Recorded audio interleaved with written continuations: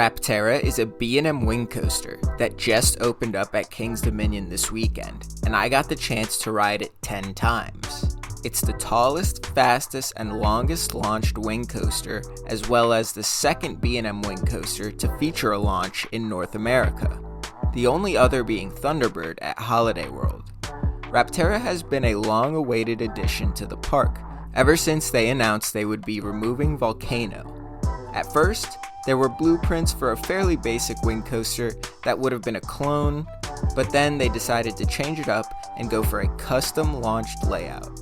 The coaster features a gorgeous color scheme of green and gray with orange and yellow trains. The ride is located in the Jungle Expedition section of the park that has recently been getting renovated and looks really fresh. It's in the back left section of the park after Planet Snoopy, and the addition of Rapterra in this area really rounds it out nicely.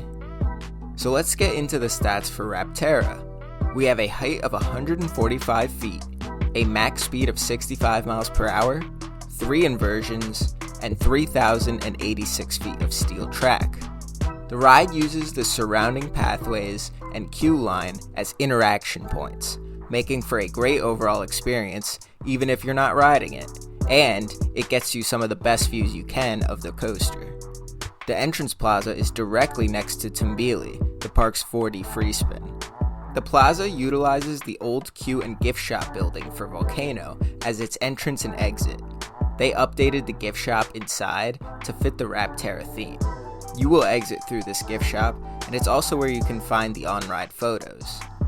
The queue line has tons of great Easter eggs, paying tribute to all the rides that have once stood on this plot of land, especially Volcano. They even include some remnants of the ride. You can find a few concrete footers laying around in the queue from Volcano. It's pretty neat. At the merge point, there is a big entranceway that you pass through. When you get to the station, you will split off into 2 lines for each side. One goes underneath the station to the opposite side. My only complaint with this setup is the size of the station. You can only really fit 2 groups of riders in each row. It's very tight in there. I kinda wish they just expanded the sides a bit more. The ride features the same wing coaster trains they always use. 5 rows of 2 on both sides, totaling in 20 riders per train. The smaller trains allow for tighter maneuvers, just like Thunderbird. After you board the train, the ride dispatches and turns to the right a bit. As the train launches to 65 miles per hour, you hear some jungle music and the sound of a bird. The ride flies up into a huge overbank element, providing some good floater. The train then barrels down and then rises and twists into a really cool dive loop. After exiting the element, the train then rises and twists through a floater airtime hill, before soaring through a helix over the pathway, providing some good airtime at the end. The train goes through a corkscrew, providing good hang time. After that, the train then barrels over another floater hill, before entering the final inversion, and then a really intense turnaround, before entering the brakes, ending the ride experience on Rapterra.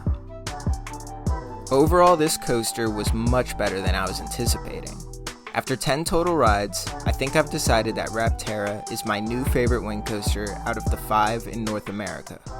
Rapterra and Thunderbird are both very similar, and both are very good. However, I do think those 2 overbanks on Thunderbird are a bit dull, whereas I think every element on Rapterra did what it was supposed to do. There isn't a moment where I thought, hey, that element was a dud. It was a very well-rounded coaster that features airtime, positives, awesome inversions, and unique elements. I love the launch. I don't think the smoothness of it is any different to any other wing coaster.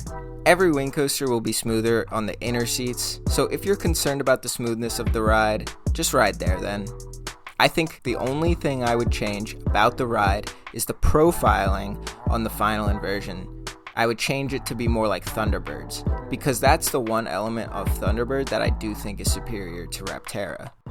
Overall, this is a fantastic addition to King's Dominion, and the general public seems to agree that King's Dominion knocked this coaster out of the park. So how many of you guys have gotten the chance to ride Rapterra? And if you rode it, what did you think about it? Do you agree with my opinions? Let me know down in the comments. If you enjoy coaster and theme park content, please be sure to like and subscribe. It helps the channel out a lot. As always, thanks for watching this review, and I'll see you guys next time. If you'd like to support the channel even more, become a member and receive numerous benefits, such as watching all my videos the day before they release, access to my monthly top 25 coaster list, member shoutouts, and more. Thanks for watching this video, and I'll see you guys next time.